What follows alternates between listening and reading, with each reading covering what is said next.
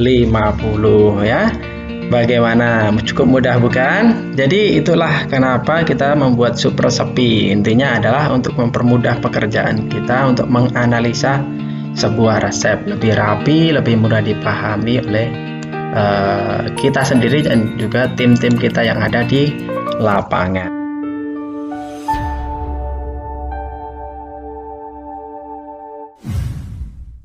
Assalamualaikum warahmatullahi wabarakatuh. Kembali lagi di Youth ID Channel. So, bagaimana untuk basic food course kemarin?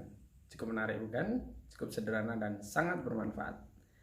So, kali ini aku akan lanjutkan salah satu tips baru juga yang tidak kalah menariknya, yaitu mengenai apa itu sup resepi dan bagaimana kita mengaplikasikan sup resepi tersebut ke dalam main resepi atau resepi utama. Lalu untuk apa kita harus membuat sebuah sup resepi? Nah, nanti ada rahasia di sini tentunya ya. Yang pasti dengan adanya sup resepi ini akan sangat mempermudah untuk seorang chef atau seorang juru masak untuk bisa lebih mudah menganalisa food cost-nya atau membuat sebuah costing yang kompleks menjadi simple, sederhana, dan mudah dipahami oleh tim-timnya tentunya. Penasaran bagaimana videonya? Yuk kita simak bareng-bareng videonya. Memulai membahas mengenai sup resepi, maka kita akan lihat kembali resep yang kemarin sudah kita buat bersama-sama ya. Kemarin di sini waktu di video sebelumnya kita kemarin membuat yaitu sambal nasi goreng ya. Atau kita buat nasi goreng spesial. Nah, kalau kita perhatikan bersama di dalam resepi yang kita buat bareng-bareng kemarin, di sini nomor 4. Jika kita perhatikan di sini ada sambal nasi goreng ya. Sambal nasi goreng. Di sini kita pakai 30 gram dan price per unitnya di sini 45 rupiah. Nah, tentunya teman-teman akan bertanya-tanya, ini sambal nasi goreng itu dari mana ini? Kok tiba-tiba muncul sambal nasi goreng di sini? Apakah ini beli jadi, beli botolan atau bagaimana? Ya? Nah, inilah yang disebut dengan sup resepi, di mana kita akan membangun sebuah resepi terpisah, yaitu resep cara membuat sambal dasar nasi goreng tersebut. Setelah nanti resepnya jadi, maka akan ketemu price per unitnya sambal nasi goreng. Nah, setelah ketemu baru nanti akan kita masukkan ke resep utama dari nasi goreng spesial. Nah, pertanyaannya, chef, kenapa kok resepnya itu harus dipisah?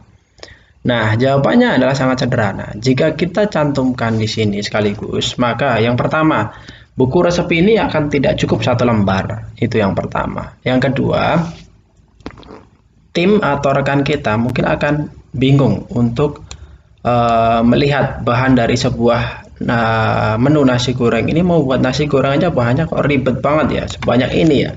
Padahal sebenarnya kita bisa permudah atau kita persingkat. Oke, jadi bisa dipahami ya. Jadi pemahaman dari sup resepi adalah resepi kecil yang ada di dalam sebuah resepi utama yang tujuannya untuk mensupport kemudahan daripada penganalisaan resep tersebut. So, pengen tahu bagaimana caranya untuk membuat sup resepi? Oke, kita mulai. Kita masuk ke sup resepi drop form ya. Saya bukakan dulu yang kosongannya aja karena kita nanti bisa belajar bareng-bareng ya. Di sini akan saya kosongkan dulu untuk kolom-kolomnya. Jadi nanti kita akan seperti biasanya kita akan belajar satu persatu ya. Ini untuk bahannya saya sudah tuliskan untuk bisa mempercepat video ini ya, biar mudah-mudahan dipahami untuk teman-teman. Oke, untuk draftnya sama ya, untuk draft Excelnya. Di atas ini kita tulis nama warung, cafe atau outletnya apa. Lalu yang kedua kita tulis nama menu. Nama menu di sini kita tulis yaitu sambal nasi goreng. Oke. Lalu untuk porsi resep di sini tadi nanti saya targetkan kita akan mendapatkan 1 kilo bersih atau 1000 gram ya. 1000 gram net, yaitu 1 kilo untuk sambal nasi goreng. Waktu memasak karena itu butuh simmer atau dimasak pelan-pelan mungkin kurang lebih 1 jam atau 60 menit. Oke. Lalu tanggal pembuatan resep seperti biasa tanggal hari ini yaitu tanggal 3 Mei 2020. Oke.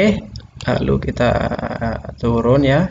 Seperti biasa ini nanti diisi belakangan ya. Ini juga sebelah sini presentasi menu. Tapi karena ini berupa sub resepi itu tidak kita jual, jadi langsung saja nanti akan kita masuk ke costingnya saja, tidak ada proses penjualan. Oke, kita masuk di sini.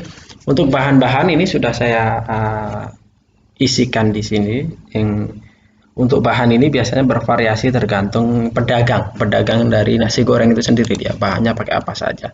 Di sini saya ambil contoh, yaitu saya pakai cabai merah besar, cabai merah kecil, lalu bawang merah, bawang putih, kita pakai kemiri, lalu terasi udang, dan ikan kakap cincang. Lalu di sini ada saus raja rasa ya, seperti itu.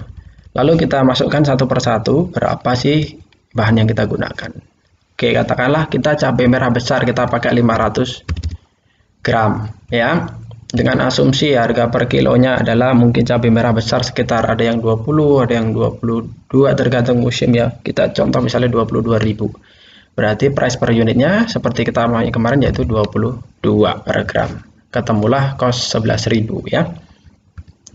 Lanjut untuk bahan kedua yaitu cabai rawit merah, biasanya biar rasanya agak nendang ya. Kita pakai nggak usah terlalu banyak, katakanlah 70 gram. Lalu untuk cabai merah katakanlah harga rata-rata sekitar 40.000 sekarang ya. Kita masukkan 40.000. Kita dapat harga 2.800 rupiah. Lanjut untuk bahan ketiga yaitu bawang merah. Bawang merah di sini kita coba pakai 70 gram katakan ya. Kita cek berapa harga bawang merah. Mungkin itu bervariasi, mungkin sekarang sekitaran 40.000-an lah ya juga. Ini bervariasi ya, tergantung daerah masing-masing. Lalu bawang putih kita pakai 75 gram katakanlah harga bawang putih. Kita ambil rata-rata sekarang sekitar 25.000 rupiah ya. Jadi kita dapat cost 1.875. Lalu kemiri ya, kemiri kita pakai 70 gram juga ya. Dengan harga kemiri rata-rata sekarang sekitar 40.000, maka kita dapat cost 2.800. Untuk terasi udang ini ya, terasi udang kita pakai 100 gram. 100 gram dengan harga rata-rata itu sekitar 85.000 per kilo, maka kita dapat 8.500 harganya ya. Lalu di sini kita juga pakai ikan cincang untuk menambah gurih si sambal tersebut. Kita bisa beli itu, kita pakai 200 gram di sini ya. 200 gram kita cek untuk ikan cincang ini rata-rata sekitar 5, ada yang 55, ada yang 60, kita ambil 55. Sorry, maaf. Salah ketik ini tadi, di sini adalah gram ya. Kita masukkan di sini adalah 55 ya harganya. Oke. Lalu ada saus raja rasa juga, ini kita pakai nggak usah terlalu banyak, 25 gram. Ya, untuk harga saus raja rasa sekitar 56.000 per kilo kalau kita ambil kilo ya, karena biasanya ini botolan sekitar 600 ml. Ini kita ambil kiloannya secara akumulasi. Nah, kembali lagi ini karena rumusnya ini sudah berupa rumus ya untuk Excelnya ini, maka saya akan jelaskan lagi bagaimana pembuatan hitungannya ini tadi ya. Pertama untuk cost sambal ini kita klik sama dengan di sini ya, sama dengan sum atau summary kurung buka, kita tarik yang mana yang mau dijumlah dari atas sampai bawah ya, seberapa. Oke, begini. Lalu kurung tutup, kita enter. Ketemulah 42.175. Lalu MPC atau Miss Product Charge ini sudah saya jelaskan di video sebelumnya. Kita ambil 5%, klik sama dengan di sini ya, sama dengan yaitu 42 ini tadi dikalikan 5% dalam kurung. Lalu kita end. Ini nggak usah pakai kurung aja ya, langsung kita enter. Temulah 2000 sekian. Nah, total cost ini kita klik di sini sama dengan food cost tadi ditambah MPC-nya. Oke. Dan ketemulah untuk cost daripada sambal nasi goreng itu adalah 44.000 sekian. Nah, 44.000 sekian. Nah, ini berapa ini dengan cost segini ini kita mendapatkan sambal berapa banyak? Nah, kita cek dari unit bahan ini. Unit bahan kita klik di sini untuk mengetahui berapa total bahan mentahnya ya. Maka kita tulis sama dengan juga di sini, yaitu sum kurung buka. Kita klik di sini ya. Klik ke bawah seperti ini. Lalu kurung tutup. Enter.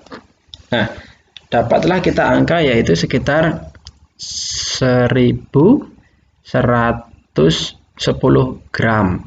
Nah, ini kalau kita estimasi setelah matang pasti ada penyusutan, maka akan kita tulis di sini. Contoh ya, di sini estimasi ya, estimasi sambal jadi.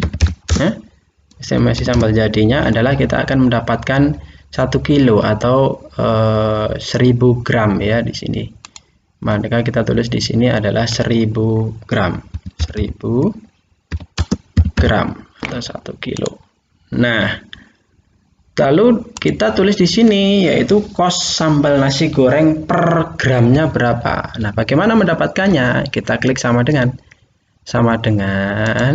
ya, sama dengan tadi total costnya 40.000 sekian ya kan, dibagi 1000. Karena kita dapatnya 1000 gram, maka ketemulah Rp44 per gram untuk sup resepi daripada sambal nasi goreng. Nah, setelah ketemu 44 ini, setelah lalu kita bulatkan jadi 45 ya. Jadi intinya setiap pembuatan sambal nasi goreng ini kos per gramnya adalah Rp44. Lalu aplikasinya seperti apa? Kita tinggal buka di resepnya yang kita buat. Nah, seperti kemarin kita buat ya. Di sini setiap satu porsi nasi goreng kita menggunakan, sudah tercatat di sini ya. Saya kasih tanda kuning mungkin biar jelas. Nah, seperti ini. Setiap sambal nasi goreng ini kita buat satu porsi, kita memakai 30 gram.